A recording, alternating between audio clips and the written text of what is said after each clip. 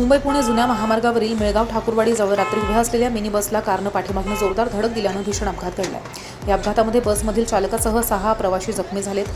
मुंबई पुणे जुन्या महामार्गावरनं tourist force कंपनीची travels बस त्याचा चालक अमोल हा प्रवासी घेऊन महाबळेश्वर ते कल्याण जात असताना तो मेळगाव ठाकूरवाडीजवळ आला तेव्हा बसच्या पाठीमागचा टायर पंक्चर झाल्यानं बस रस्त्याच्या बाजूला उभी करून टायर बदलत असतानाच पाठीमागनं भरधाव येणारी हुंडई एक्स कार हिनं बसला जोरदार धडक दिली आणि त्यामुळे भीषण अपघात घडला.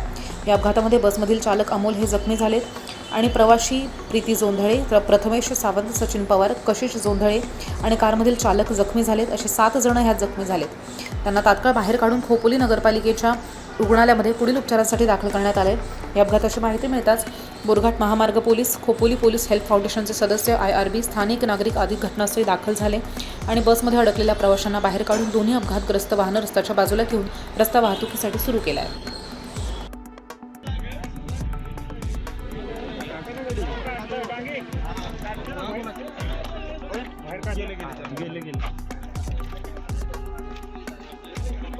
कुठं या गाडीत